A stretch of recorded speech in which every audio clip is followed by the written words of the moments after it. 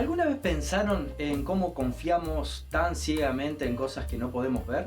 Por ejemplo, nadie ve las ondas de señal de su celular cuando hablamos, ni los átomos de nuestra mano. Sin embargo, actuamos con seguridad de que están ahí. En psicología pasa algo parecido. No vemos la memoria o la inteligencia caminando por la calle, no las podemos tocar, pero las estudiamos como si fueran reales. En esta unidad 2 vamos a continuar con el texto de Jarre, vamos a ver los capítulos 2 y 3, para entender cómo la ciencia se anima a explorar lo invisible y por qué el realismo científico es la clave para el estudio de los procesos inobservables de la mente y entender así la psicología actual. Así que prepárense porque vamos a expandir, por decir así, los límites de nuestro mundo. Vamos allá.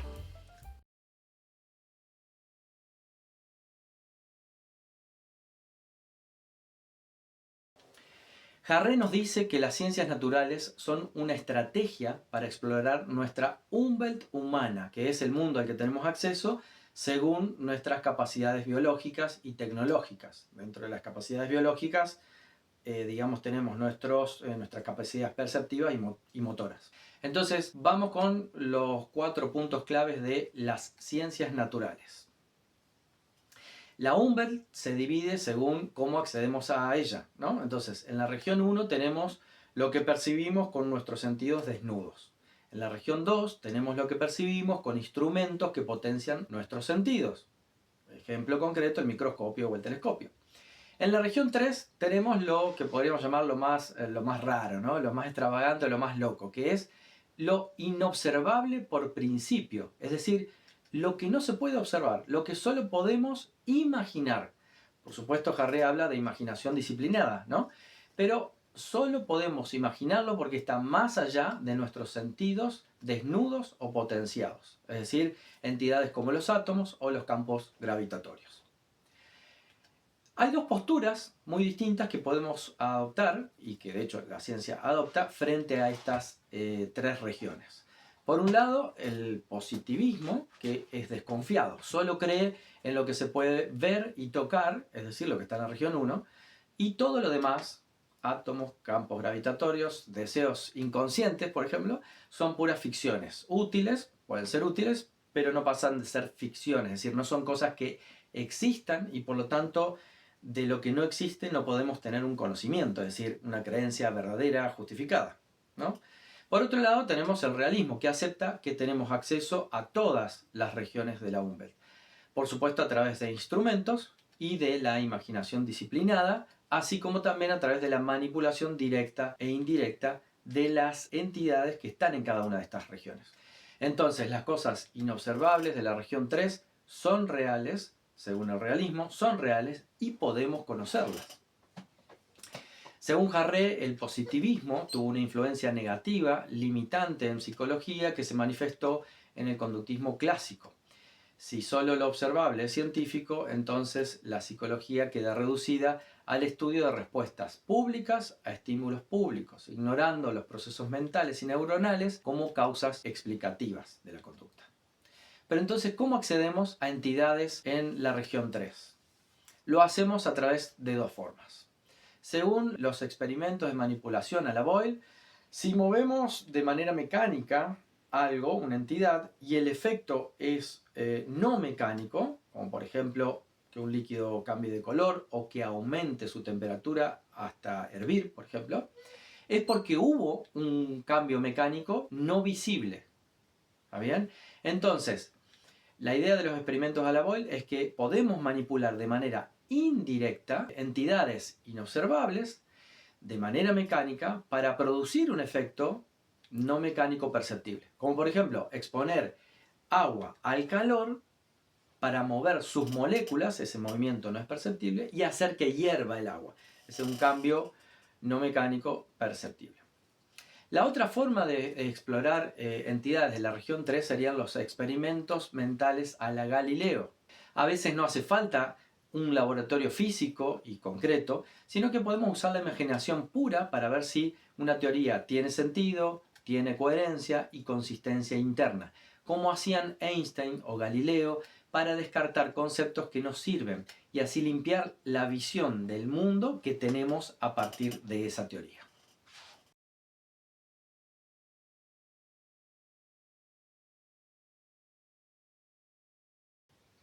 Si el capítulo anterior nos dijo qué podemos conocer, este capítulo 3 nos explica cómo lo hacemos. Sabemos que la Umwelt tiene 3 regiones. Ahora bien, cómo generamos conocimiento de la Umwelt es la cuestión de este capítulo. Acá es donde entra el método científico en 2 fases, la clasificación y la explicación. Vamos a ver entonces 4 puntos claves del método científico según Harre.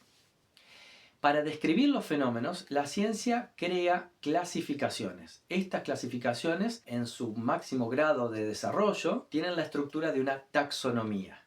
Una taxonomía es una especie de árbol de conceptos donde las categorías de abajo heredan las propiedades de las categorías de arriba en la jerarquía. ¿Está bien? Por ejemplo, para entender qué es un gato, que sería una subclase, primero tenemos que entender la clase o la superclase a la que pertenece la clase gato. Entonces, primero hay que entender qué es un mamífero, que sería la superclase, para entender qué es un gato, que es una subclase. La subclase hereda todas las propiedades de la superclase. Todo gato es un mamífero.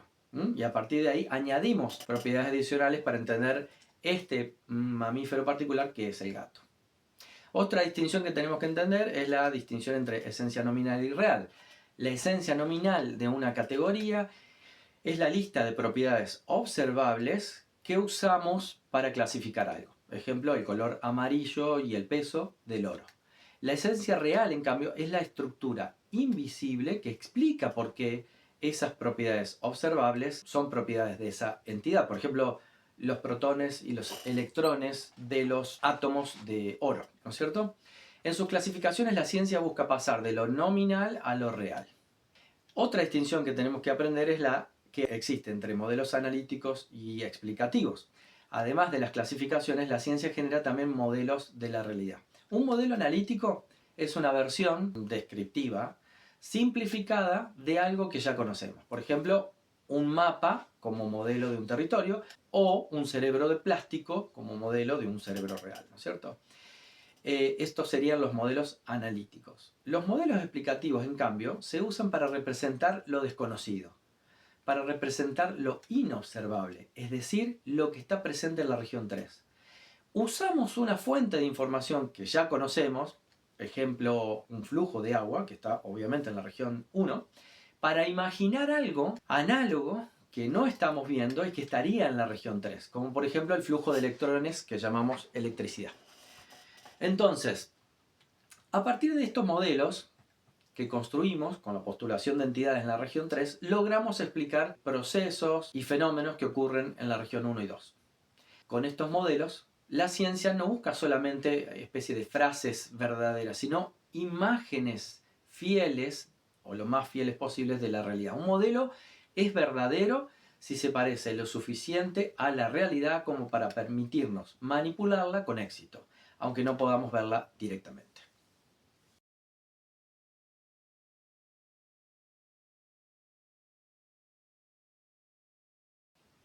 ¿Cómo ensamblamos estos dos capítulos de Harre, el 2 y el 3? Bueno, es simple.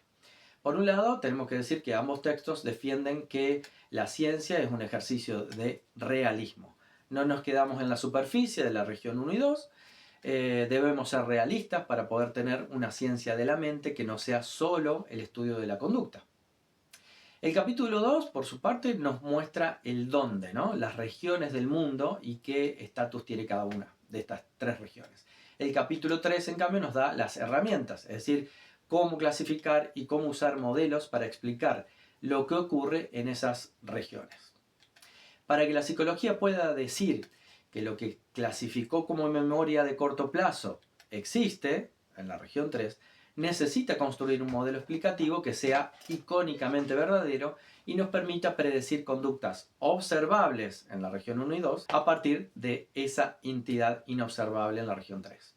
Los temas que estudiamos entonces en esta unidad 2 nos permiten entender mejor por qué el psicoanálisis o el conductismo pelean por su cientificidad. En el fondo están discutiendo sobre qué es real, lo observable o lo inobservable también, y qué modelos son válidos para explicar lo humano. En resumen, Harre nos invita a ver la ciencia como un ejercicio de imaginación disciplinada y construcción de modelos sobre el mundo. La psicología no necesita criterios de otras ciencias, necesita reconocer que su objeto de estudio, la mente, también habita el mundo que el realismo científico ya aprendió a explorar con éxito en otras disciplinas hace mucho. De hecho, la psicología, al usar modelos para explicar procesos de los que ni siquiera somos conscientes, está expandiendo nuestra propia Umwelt humana. Y eso es legítimo.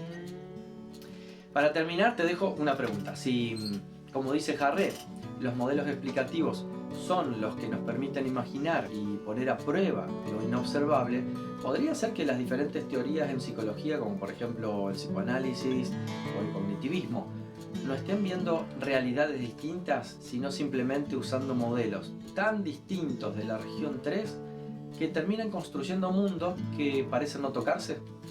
Pensar este tipo de preguntas y elaborar una respuesta fundamentada define qué tipo de psicólogo, qué tipo de psicóloga vas a ser. Así que bueno, por ahora te dejo esta pregunta y nos vemos en el próximo video para analizar el enfoque histórico de la ciencia.